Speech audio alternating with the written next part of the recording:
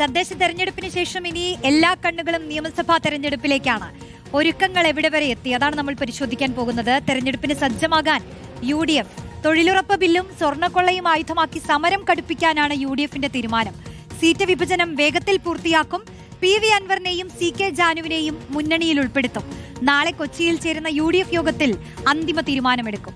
റോഷിബാൽ ചേരുന്നു വിശദാംശങ്ങളുമായി. റോഷിബാൽ, ആരെയൊക്കെ കൂടെ കൂട്ടി കൂടുതൽ ഊർജത്തോടെ സജ്ജമായി ഇറങ്ങേണ്ട സമയമാണ്.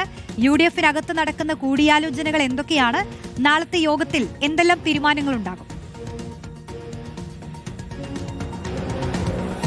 നാളെ കൊച്ചിയിൽ ചേരുന്ന UDF ഏകോപന സമിതി ഏറ്റവും നിർണായകമാകും. കാരണം തദ്ദേശ തെരഞ്ഞെടുപ്പിലെ പ്രധാന മുന്നേറ്റം, ആ മുന്നേറ്റം വിലയിരുത്തുന്നതിനൊപ്പം തന്നെ നിയമസഭാ തെരഞ്ഞെടുപ്പിനുള്ള തയ്യാറെടുപ്പിലേക്കാണ് UDF പോകുന്നത്. കഴിഞ്ഞ ദിവസം ചേർന്ന കോൺഗ്രസ് കോർ കമ്മിറ്റിയും അങ്ങനെ തീരുമാനമെടുത്താണ് പിരിഞ്ഞത്. ഇനി സീറ്റ് വിഭജന ചർച്ചകളിലേക്ക് ഏറെ വൈകാതെ തന്നെ കടക്കും. അതിന്റെ ഉഭയകക്ഷി ചർച്ചയുടെ തീയതികൾ ഒരുപക്ഷെ നാളത്തെ യോഗത്തിൽ തീരുമാനിക്കാൻ സാധ്യതയുണ്ട്. ഏതായാലും സർക്കാരിനെതിരെയുള്ള വലിയ സമരപരിപാടികൾ കൂടി UDF രൂപം നൽകാൻ സാധ്യതയുണ്ട്. കേന്ദ്ര സംസ്ഥാന സർക്കാരുകൾക്കെതിരെയായിരിക്കും സമരം. തൊഴിലുറപ്പ് ബില്ലും ഒപ്പം ശബരിമലയിലെ സ്വർണ്ണക്കൊള്ളയും ഒക്കെ അടുത്ത തെരഞ്ഞെടുപ്പിലെ പ്രധാനപ്പെട്ട ആയുധമാക്കി UDF മാറ്റും.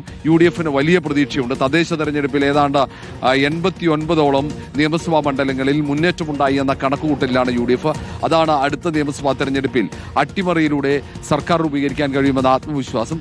അതിന് അനുയോജ്യമായ രീതിയിൽ തന്നെ നേരത്തെ തന്നെ സീറ്റ് വിഭജനം പൂർത്തിയാക്കി സ്ഥാനാർത്ഥികളെ കളത്തിലിറക്കുക എന്ന പ്രധാനപ്പെട്ട തീരുമാനത്തിലേക്ക് പോകാനാണ് UDF. അതിനൊപ്പം മുന്നണിയുടെ അടിത്തറ വിപുലീകരിക്കാനുള്ള തീരുമാനമെടുത്തിട്ടുണ്ട്. അതിന്റെ ഭാഗമായി ഇപ്പോൾ അപേക്ഷ നൽകിയ PV അൻവർ നയിക്കുന്ന പാർട്ടിയും ഒപ്പം തന്നെ CK ജാനുവിന്റെ പാർട്ടിയും UDFൽ ഉൾപ്പെടുത്താനുള്ള തീരുമാനം നാളെ ഉണ്ടാകും. അതിന്റെ അന്തിമ തീരുമാനം നാളെയാണ് ഉണ്ടാവുക. അസോസിയേറ്റ് കക്ഷികളായിട്ടാകാം ഒരുപക്ഷെ ഇരു പാർട്ടികളെയും UDFൽ ഉൾപ്പെടുത്തുക. RJD, കേരള കോൺഗ്രസ് മാനവിഭാഗത്തിനെ അടക്കം UDFലേക്ക് കൊണ്ടുവരാനുള്ള രഹസ്യ നീക്കങ്ങളും മറുഭാഗത്ത് സജീവമാണ്. ശരി, എന്തായാലും UDFൽ ഒരു തീരുമാനം പെട്ടെന്ന് തന്നെ ഉണ്ടാകും.